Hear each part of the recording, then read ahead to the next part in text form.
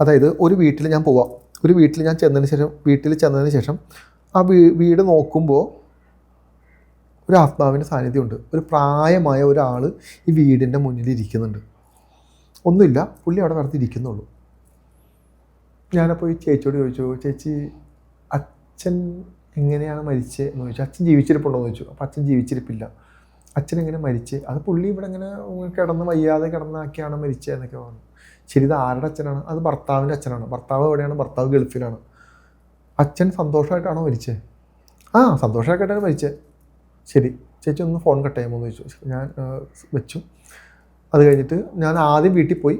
അത് കഴിഞ്ഞിട്ട് ഞാൻ വീട്ടിൽ പോയി നോക്കിയതിന് ശേഷം എനിക്ക് മനസ്സിലായതിന് ശേഷമാണ്, നമ്മൾ വീട്ടിൽ വെച്ചിട്ട് ഇങ്ങനത്തെ കാര്യമൊന്നും പറയാൻ പാടില്ലല്ലോ. രണ്ടാമതാണ് പിന്നെ ഫോൺ വിളിച്ച് സംസാരിച്ച് ഞാൻ ശരി ചേച്ചി എന്ന് പറഞ്ഞു. പിന്നെ അത് കഴിഞ്ഞിട്ട് ഞാൻ വീണ്ടും ചേച്ചിയോട് വിളിച്ചു, ചേച്ചി ഞാൻ നോക്കി ഇതെന്താ സംഭവം എന്ന് നോക്കി. സംഭവിച്ചു കഴിഞ്ഞപ്പോൾ എനിക്ക് കാര്യം മനസ്സിലായി. ഞാൻ ചോദിച്ചു, ചേച്ചി അച്ഛൻ സുഖകരമായിട്ടല്ലല്ലോ മരിച്ചേ, എന്തിനാ കള്ളം പറയുന്നതെന്ന് ചോദിച്ചു. അതല്ല, പുള്ളി അവിടെ കിടന്ന് പുള്ളി ഇങ്ങനെ കാര്യങ്ങളൊക്കെ നോക്കി. ആ ചങ്ങായിക്ക് പച്ചവെള്ളം കൊടുത്തിട്ടില്ല വർഷങ്ങളായിട്ട്. ഭർത്താവ് ഗൾഫിലാണ്. ഭാര്യയ്ക്ക് ഈ പറയുന്ന പുള്ളിയുടെ മലവും മൂത്രവും ഒന്നും കോരാൻ താല്പര്യമില്ല, നോക്കാനും താല്പര്യമില്ല. ആ വ്യക്തി അവിടെ കിടന്ന് പ്രാർത്ഥിച്ച് മന്ത്രങ്ങൾ ജപിച്ച് അവസാനം ശക്തി വന്ന് നെഗറ്റീവ് സോളായിട്ട് മാറി. നെഗറ്റീവ് സോളായി മാറും. എന്താ ചെയ്യുന്ന? മന്ത്രം ജപിച്ച് നമ്മുടെ ശരീരത്തിലോട്ട് സിദ്ധി വരുത്തല്ലേ? മന്ത്രം ജപിച്ചാണല്ലോ ഇവിടെ സിദ്ധി വരുത്തുന്നത്, അല്ലെങ്കിൽ മെഡിറ്റേഷൻ ചെയ്ത് സിദ്ധി വരുത്തണം. എന്തുകൊണ്ട് ഒരാൾക്കത് ആ പ്രോസസ്സ് ചെയ്തുകൂടാ? എന്ത് പറ്റി? പുള്ളീനെ ദ്രോഹിച്ചു. ആ വീട്ടിലിട്ട് ദ്രോഹിച്ചു എന്ന് പറഞ്ഞു കഴിഞ്ഞാൽ ഒന്നുമില്ല. വയ്യാതെ കിടക്കുന്ന ഒരാൾക്ക് ഒരു നേരത്തെ വെള്ളം കൊടുക്കാത്തതും ദ്രോഹമാണ്. അല്ലെങ്കിൽ നമ്മൾ പറയുന്ന പോലെ തല്ലുക, തെറി പറയുക എന്ന് മാത്രമുള്ളതൊന്നല്ല. മരുന്ന് കൊടുക്കാതിരിക്കുക, കൃത്യസമയത്ത് കാര്യങ്ങൾ ചെയ്യാതിരിക്കുക. നാളെ നമ്മളും കിടക്കേണ്ടതല്ലേ ഇങ്ങനെ? എന്ത് ഗ്യാരണ്ടി ഉണ്ട് നമുക്ക്? ഈ നടക്കുന്ന ആരോഗ്യത്തിൽ നമുക്ക് ആളുകളെ വെല്ലുവിളിക്കാം. ഈ നടക്കുന്ന ആരോഗ്യത്തിൽ ഞാൻ വലിയ സംഭവമാണെന്ന് പറയാം. ഇന്ന് നമ്മൾ സമ്പാദിക്കുന്ന എന്തുണ്ടാവും നമുക്ക് നാളെ? എന്തെങ്കിലും ഒരു സാധനം നമുക്ക് ഗ്യാരണ്ടി പറയാൻ പറ്റുമോ? അച്ഛനുണ്ടാവും, അമ്മയുണ്ടാവും, നമ്മുടെ കൂടെയുള്ള കൂട്ടുകാരുണ്ടാവും, നമ്മുടെ ഭാര്യ ഉണ്ടാവും, നമ്മളുണ്ടാക്കുന്ന നമ്മുടെ മക്കളുണ്ടാവും, 1 രൂപ പൈസ നമ്മുടെ കയ്യിലുണ്ടാവും. ഇന്ന് നമുക്കുണ്ട്, നാളെ നമുക്കതില്ല.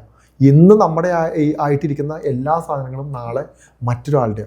ഇതിൻ്റെ ഗതി പോലും നമുക്ക് അറിയാൻ പറ്റില്ല. ഇപ്പോൾ എൻ്റെ കൈ കഴിക്കുന്ന വാച്ച്, ഈ നാളെ ഞാൻ മരിച്ചു പോയി കഴിഞ്ഞാൽ ഈ വാച്ച് ആരെ കെട്ടണമെന്ന് പറയാൻ പോലും പറ്റില്ല. അപ്പോൾ ഇത്രയേ ഉള്ളൂ ഇതിൻ്റെ അകത്ത്. ഒരു ഗ്യാരണ്ടി ഇല്ലാത്ത കാര്യങ്ങൾക്ക് വേണ്ടിയിട്ടാണ് നമ്മൾ കിടന്ന് വെല്ലുവിളിക്കുകയും നമ്മൾ കിടന്ന് നമ്മുടെ ജീവിതത്തിൽ കിടന്ന് പ്രശ്നങ്ങൾ ഉണ്ടാക്കിക്കൊണ്ടിരിക്കുന്നത്. ശരി, ഞാൻ അച്ഛനുമായിട്ട് കണക്ട് ചെയ്തു. ആയിരിക്കുന്ന അച്ഛനുമായിട്ട് കണക്ട് ചെയ്തപ്പോൾ അച്ഛൻ വേറെ ഒന്നുമില്ല, അച്ഛനൊന്നും മിണ്ടുന്നില്ല. ശരി, അച്ഛനുമായിട്ട് പതുക്കെ കമ്മ്യൂണിക്കേറ്റ് ചെയ്യാൻ നോക്കിയപ്പോൾ അച്ഛൻ ഭയങ്കര സങ്കടത്തിലാണ്. പുള്ളിക്ക് പ്രശ്നമൊന്നുമില്ല, പുള്ളിക്ക് പ്രതികാരമില്ല, പുള്ളിക്ക് ദേഷ്യം. അപ്പോൾ എനിക്ക് മനസ്സിലായി, നെഗറ്റീവ് അല്ല, പുള്ളി പ്രേതബാധയായിട്ട് മാറിയിട്ടില്ല, പക്ഷെ പുള്ളി റിലീസായിട്ടില്ല. അപ്പോൾ അച്ഛൻ കമ്മ്യൂണിക്കേറ്റ് ചെയ്തില്ല. അച്ഛൻ എന്താണ് സംഭവം, എന്താണ്, എന്താ കാര്യം, എന്താണ്? ഒന്നുമില്ല, എനിക്ക് പോകാൻ തോന്നുന്നില്ല, അത് ഞാനിവിടെ ഇരിക്കുന്നു. എന്ത് പറ്റും അങ്ങനെ ഇരുന്നാൽ? വീട്ടിൽ മൊത്തം പ്രശ്നം വരാൻ തുടങ്ങും. ഒരു ആത്മാവ് നിങ്ങളുടെ വീട്ടിലെ നിങ്ങളുടെ അച്ഛനോ അമ്മയോ ഗതി പിടിക്കാതെ, പച്ചവെള്ളം കൊടുക്കാതെ, ഒരു മരുന്നും കൊടുക്കാതെ കിടന്ന് മരിച്ചിട്ടുണ്ടെങ്കിൽ അവർ പോവില്ല.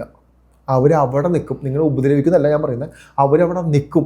അവരവിടെ നിന്നാലുള്ള പ്രശ്നം എന്നാന്ന് പറഞ്ഞു കഴിഞ്ഞാൽ, ഇനി നിങ്ങൾക്ക് വളർച്ചയില്ല, തളർച്ചയില്ല. നിങ്ങൾ എവിടെയാണോ നിന്ന് അവിടെ അങ്ങ് നിൽക്കും. ആ സമയത്ത് നിങ്ങൾക്ക് എന്ത് അസുഖമാണോ ആ അസുഖം മാറില്ല. ഈ മരിക്കുന്ന സമയത്ത് നിങ്ങൾക്ക് എന്തെല്ലാം പ്രശ്നങ്ങൾ ഉണ്ടായിരുന്നോ ആ പ്രശ്നങ്ങൾ മാറാതെ അവിടെ തന്നെ നിൽക്കും.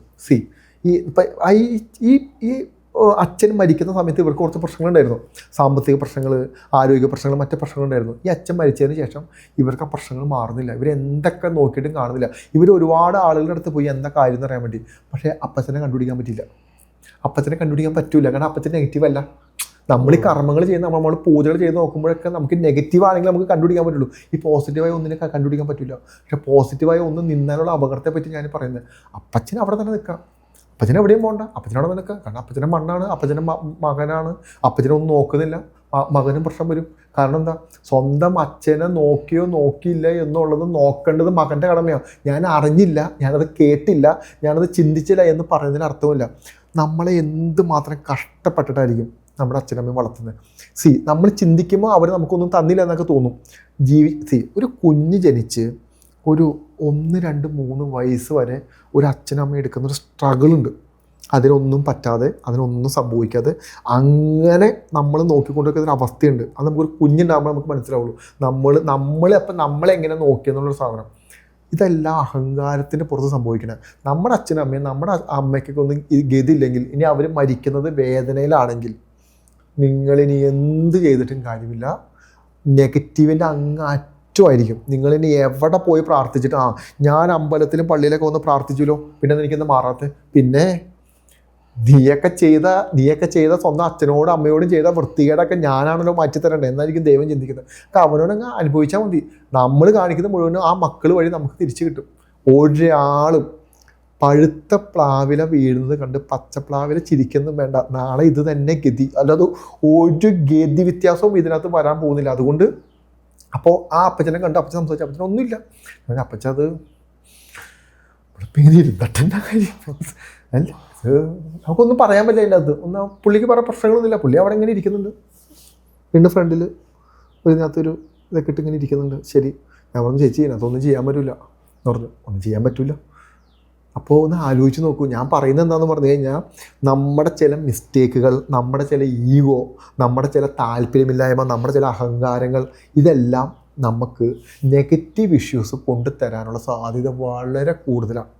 നമ്മൾ ഒരു പക്ഷേ നമ്മുടെ അച്ഛനും അമ്മയും നല്ലവരാണെന്നല്ല ഞാനീ പറഞ്ഞു വരുന്നത്. എല്ലാ അച്ഛനമ്മമാർക്കും അവരുടേതായ പ്രോബ്ലംസും അവരുടേതായ മാനസികാവസ്ഥയും അവരുടെ ജീവിതത്തിൽ കടന്നു വന്ന ബുദ്ധിമുട്ടുകളെല്ലാം അനുഭവിച്ച ആളുകളാണ് അച്ഛനമ്മയും. ഒരു പ്രായം കഴിഞ്ഞാൽ ഇവർക്ക് ഇവരുടെ ബിഹേവിയർ ഇഷ്യൂസ് തുടങ്ങാൻ തുടങ്ങും. എന്ന് പറഞ്ഞു കഴിഞ്ഞാൽ ഓർമ്മയുണ്ടാവില്ല, ഭയങ്കര ദേഷ്യമായിരിക്കും, ഇവരെന്താ പറഞ്ഞതെന്ന് പറയാൻ പറ്റില്ല. അപ്പം നമ്മുടെ ജോലി തിരക്ക്, നമ്മുടെ കുടുംബം, നമ്മുടെ സമാധാനം, ഈ നമ്മളെന്ന് പറയാൻ വേണ്ടിയിട്ട് ഇവരുണ്ടായിട്ടില്ലേ നമ്മളെന്ന് നമുക്ക് പറയാൻ പറ്റുന്നത്. ഈ നമ്മുടെ എന്ന് നമ്മൾ പറയുന്ന എല്ലാ സാധനങ്ങളും ഇവർ മുഖേന നമുക്ക് വന്നതാ. അല്ലെങ്കിൽ നമ്മളെന്ന് പറയുന്ന സാധനമേ ലോകത്തുണ്ടാവില്ലായിരുന്നു.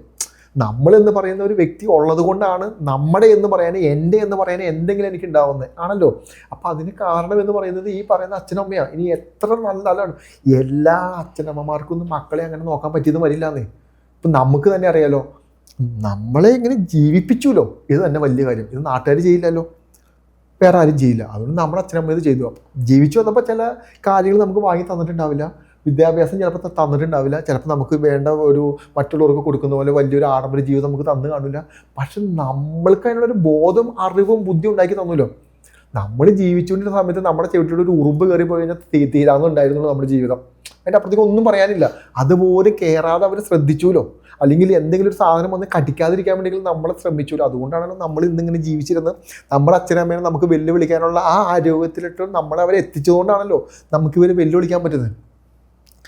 മര്യാദയ്ക്ക് നോക്കിയിരുന്നെങ്കിൽ, ഞാൻ പറയാം, സ്വന്തം അച്ഛനമ്മേനെ മര്യാദയ്ക്ക് നോക്കിയാൽ അതിലും വലിയ ഒന്നുമില്ല. അവരെന്തോ ആവട്ടെ, അവരെങ്ങനെയോ ആവട്ടെ, ഈ അച്ഛനെ ഈ സ്ത്രീ നോക്കിയിരുന്നെങ്കിൽ ഇവരുടെ പ്രശ്നങ്ങളെല്ലാം ഈ അച്ഛൻ മാറ്റി കൊടുത്തത്.